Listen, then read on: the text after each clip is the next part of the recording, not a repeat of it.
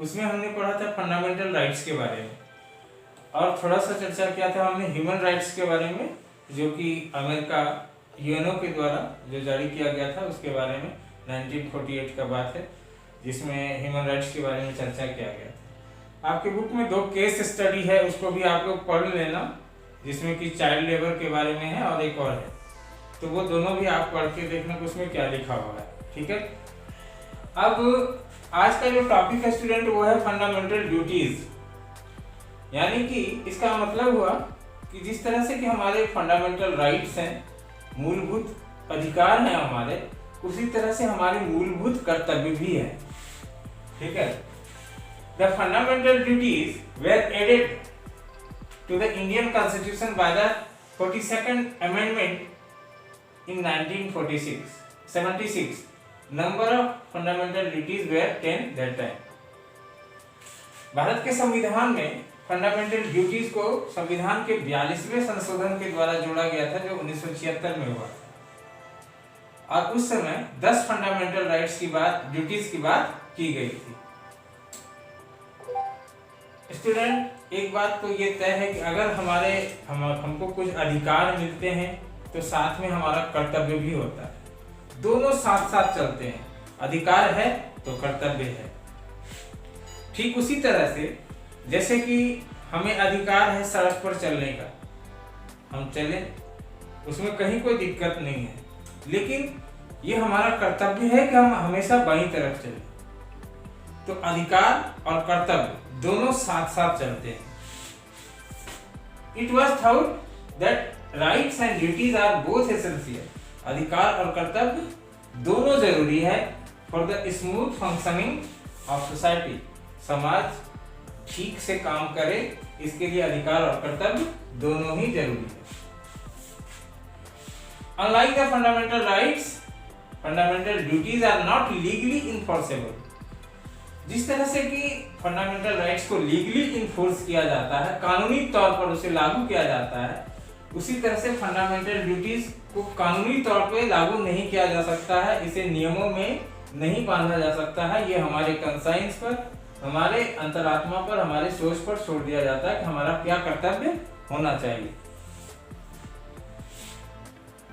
जिस समय संशोधन हुआ था उस समय 10 फंडामेंटल राइट्स थे, ड्यूटीज थे, जो कि सोवियत संघ जो रसिया है वहां के संविधान से लिया गया था। उस समय 10 जो फंडामेंटल ड्यूटीज हैं वो लिए गए थे, और एक बाद में जोड़ा गया था, one more fundamental duties added by the 86वां जो संशोधन था संविधान का, जो 2002 में हुआ था। उसमें जोड़ा गया कि जो सर्व शिक्षा अभियान है, यानी कि जो बच्चों को पढ़ाने की बात है कि 6 वर्ष से 14 वर्ष के सारे बच्चे को पेरेंट पढ़ाएंगे, उसे उसका वो अधिकार है और पेरेंट का कर्तव्य है उसे पढ़ाना। और इस तरह से 11 हो गए, 10 पहले लिए गए थे, एक बाद में जोड़ा गया। It is taken from the constitution from USSR. Fundamental duties are as follows. इस तरह से कुछ फंडामेंटल ड्यूटीज हैं जिनके बारे में हमें जानना चाहिए कि हमारे क्या क्या कर्तव्य हैं। To abide by the constitution, संविधान का हमेशा ही सम्मान करना, एंड रिस्पेक्ट इट्स आइडिया, और उसमें लिखे बातों को सम्मान देना। संविधान में जो भी बातें लिखी गई है वो देश के हित में लिखा गया है और उसको रिस्पेक्ट करना हमारा कर्तव्य है। और जो भी देश की संस्थाएं हैं उसके प्रति भी हमारे मन में रिस्पेक्ट की भावना हो। द नेशनल फ्लैग, जो राष्ट्र ध्वज है हमारा, एंड जो राष्ट्रीय गीत है उसका भी सम्मान हमें करना चाहिए।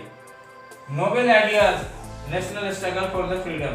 दूसरा जो है आपका ये फंडामेंटल ड्यूटी, वो है कि नेशनल स्ट्रगल जो फ्रीडम का जब चल रहा था, उस समय के जो विचार थे देश के बारे में, जो सोचा जा रहा था, उसको सम्मान देना और उसे मानना। देश की एकता, अखंडता और संप्रभुता को बनाए रखने के लिए प्रयास करते रहना। किसी भी वजह से देश की एकता और अखंडता को खतरा ना हो। देश को जब जरूरत पड़े, किसी के साथ हमारा भारत का युद्ध हो जाए या कभी इस तरह का सिचुएशन हो, कोई हज़ार्ड हो जाए, कोई इस तरह की आपदा आ जाए, तो उस समय देश की सेवा करने के लिए हमें हमेशा तत्पर रहना होगा। पांचवा है ब्रदरहुड। हमें आपस में भाईचारे के साथ रहना और उसे बढ़ावा देना है। समाज की जो पीस एंड हार्मोनी है उसको बना के रखना। रिच हेरिटेज ऑफ कंट्री, जो हमारे देश की विरासत है, जो पुरानी चीज है, जो हमारा पहचान है, जो हमारा कल्चर है, उसे बचा के रखना। यहाँ के भारत के नागरिक होने के कारण उसको प्रिजर्व करना, उसे बचा के रखना भी हमारा कर्तव्य है। यहाँ की जो भी नेचुरल रिसोर्सेस हैं, जैसे फॉरेस्ट है, लेक है, रिवर है, वाइल्ड लाइफ है, इसका सुरक्षा करना भी हमारा ही दायित्व है। ठीक है, तो ये 7वां हो गया फंडामेंटल ड्यूटी। ये शॉर्ट में हमने लिखा है ताकि आपको आसानी से याद हो जाए। साइंटिफिक टेम्पर, हमारा जो सोच है वो साइंटिफिक होना चाहिए। हम हमेशा रिसर्च वगैरह पे ज्यादा फोकस करें ताकि हमारा जो है दुनिया में उपलब्धि हमारी बढ़े और हम अपने देश को आगे बढ़ाएं। पब्लिक प्रॉपर्टी, जो भी सरकारी संपत्ति है, सरकारी बिल्डिंग है, सरकारी जो कुछ भी है, उसकी सुरक्षा करना भी हमारा ही कर्तव्य है और उसे करना चाहिए, क्योंकि जो कुछ भी है हमारे देश का वो हमारा है। कलेक्टिव एक्टिविटी, सभी लोग मिलके इस तरह के काम करें जिससे कि समाज का, सोसाइटी का डेवलपमेंट हो, और इसके लिए कलेक्टिव प्रयास होना जरूरी है। और जो लास्ट है, educate the child, 6 to 14 years के जितने भी बच्चे हैं सबको पढ़ाना। सर्व शिक्षा अभियान, इसके लिए योजना शुरू किया गया था और इसे फंडामेंटल ड्यूटीज में भी जोड़ा गया पेरेंट्स को। और हमारे सभी नागरिकों का ये कर्तव्य है कि जो इतने उम्र के बच्चे हैं उनको पढ़ाएं और उसको निश्चित रूप से स्कूल भेजें।